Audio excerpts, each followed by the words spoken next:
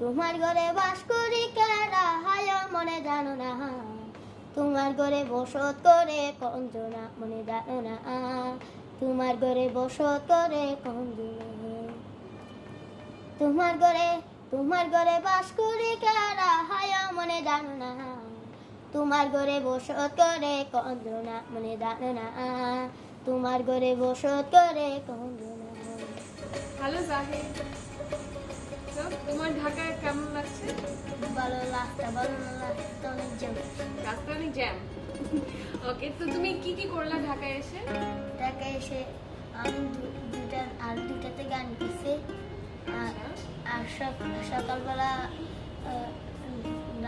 ঘুমোতে উঠে ক্যারিয়ার চলে আসি এখানে। আচ্ছা, তুমি বলো তুমি চাকরিটা কিভাবে পেলে?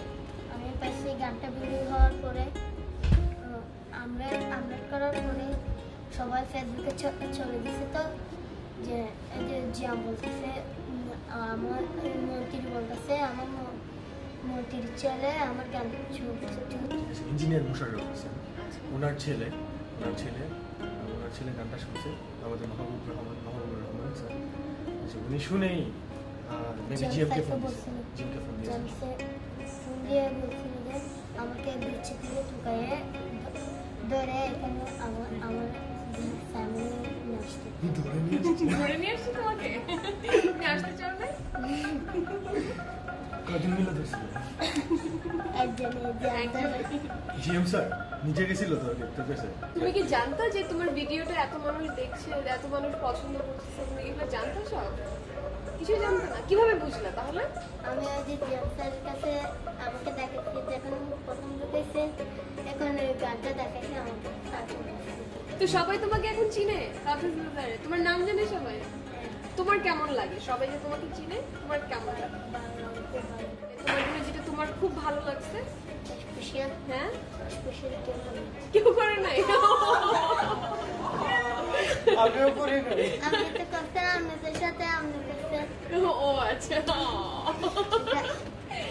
আচ্ছা, আর স্পেশাল আপনারা করতে, আপনারা আমাকে বলেন না যে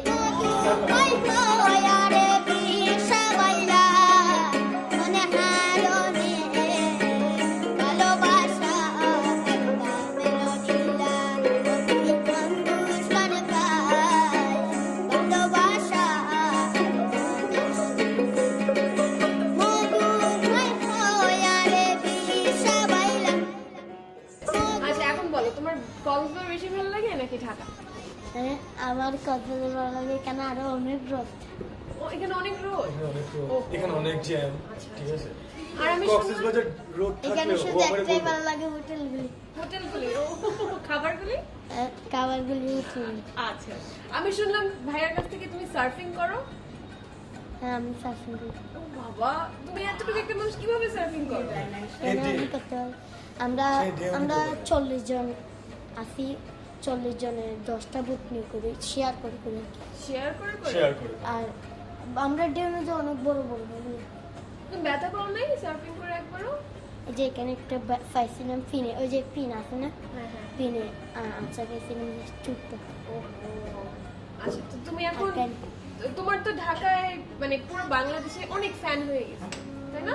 তুমি তো এখন আমাকে বলো যে মানুষ ঢাকায় তোমাকে দেখে দেখে কেউ কি তোমাকে চিনতে পারছে রাস্তায়?